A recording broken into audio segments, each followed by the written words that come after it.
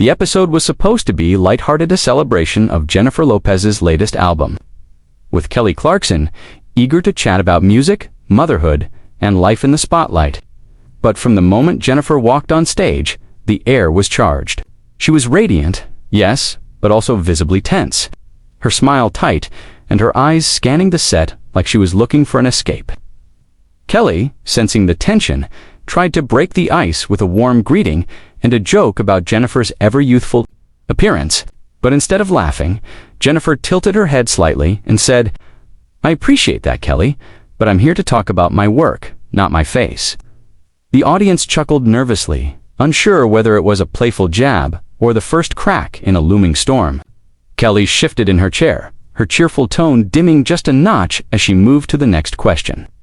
Already aware that this interview might not go as smoothly as she'd hoped.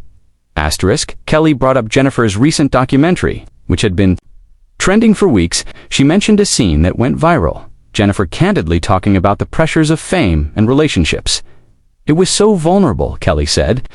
"I think people really connected with that." Jennifer's lips pressed into a thin line. "Yes, but it's just one part of my story. The media takes one clip and acts like that's the whole narrative."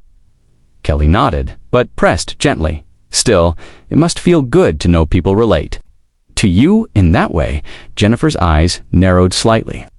"Kelly, you should know better than anyone what it's like to have your personal life used for ratings." The audience gave a collective ooh, while Kelly forced a smile, realizing the conversation had veered into dangerous territory. She tried to redirect to music again, but Jennifer's posture was rigid, and her gaze unwavering. As Kelly asked about the new album's inspiration, Jennifer leaned back, crossing her arms.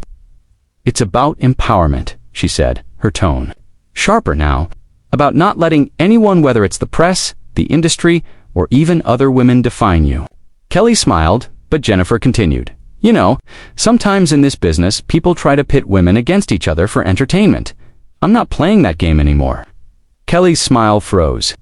"I completely agree," she replied. But Jennifer's eyes seemed to challenge her. "Do you? Because I've seen some of your interviews, Kelly." The audience gasped, some murmuring, unsure if they were witnessing friendly banter or a real feud unfolding live. Kelly's hand gripped her cue cards a little tighter, but she kept her voice steady, refusing to let her composure slip. The tension escalated when Kelly brought up a rumor, an unplanned question that wasn't in the pre-interview notes. "Been a lot of buzz about a certain collaboration you turned down recently," Kelly said carefully. "Any truth to that?" Jennifer's expression hardened instantly. "Kelly, I didn't come here to talk about gossip.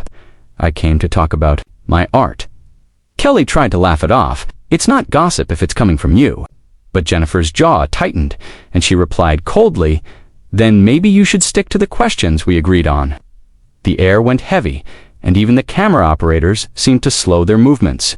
Kelly looked momentarily rattled, but forced a laugh for the audience. "All right, let's move on," she said, though the strain in her voice betrayed her. Kelly shifted to safer ground, asking about Jennifer's recent Las Vegas residency. Jennifer gave clipped answers, each one shorter than the last. Her voice carried a slight edge, as if she were counting down the seconds until she could leave. Kelly tried to sprinkle in humor, making light of her own touring days, but Jennifer didn't bite. Then, in a sudden twist, Jennifer said, "You know, Kelly, I think sometimes hosts forget we're human beings. We're not here just to feed headlines." The audience was dead silent. Kelly blinked, choosing her words with care. "I never forget that, Jennifer. My goal is to celebrate my guests." But Jennifer simply looked away, adjusting her microphone as though preparing to end the conversation herself. When Kelly mentioned Jennifer's upcoming film project, it should have been a moment of excitement. Instead, Jennifer's tone was flat. "Yes, it's a project I've been working on for years, and I'm proud of it. But honestly, this interview isn't making me feel like celebrating." Kelly's eyes widened, and the audience murmured, "Again, I'm sorry to hear that," Kelly said, still smiling but visibly unsettled. "That's never my intention." Jennifer shrugged. Intentions don't always match impact. At that moment, it was clear to everyone watching something had broken between them on that stage, and it wasn't going to be fixed before the commercial break.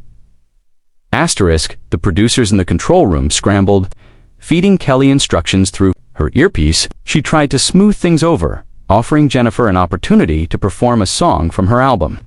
"I think our audience would love to hear it," Kelly said brightly. Jennifer hesitated, then shook her head. "Not today." The gasp from the audience was audible. Kelly, a seasoned performer, knew how rare it was for an artist to refuse a performance slot on live television. "All right," she said with a strained laugh. "We'll just keep chatting then." But Jennifer was already shifting in her chair, her eyes darting toward the edge of the stage.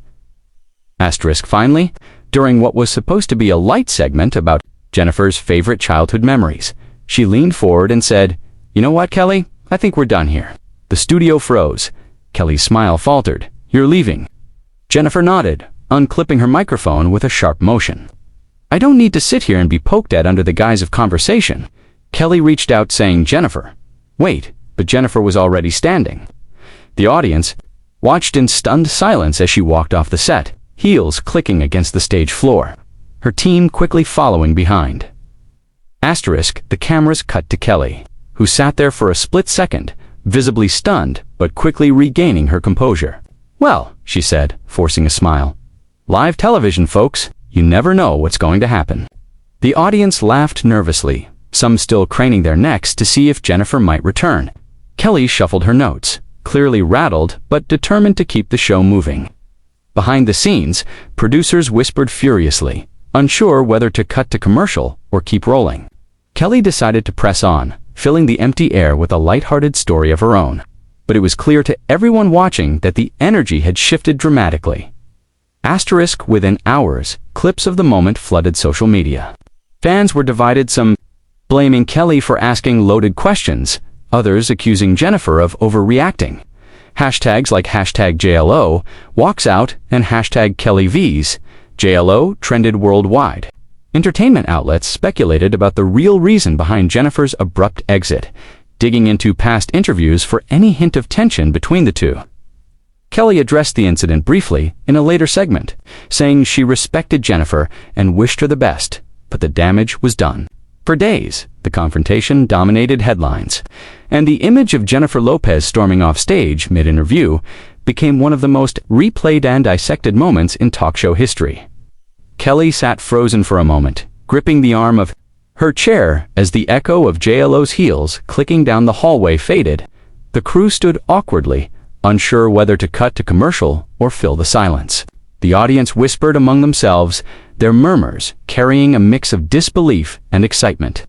Kelly finally cleared her throat, her professional instincts kicking in, and forced a smile for the cameras. "Well, that was unexpected," she said, trying to lighten the mood. But her voice carried an edge, betraying her irritation. She knew this clip would be replayed endlessly online before the day was over, dissected frame by frame. She leaned forward, almost as if addressing JLo even though she was gone, muttering under her breath about respect and professionalism. Meanwhile, backstage, Jennifer paced furiously, her hands gesturing wildly as she recounted the argument to her team.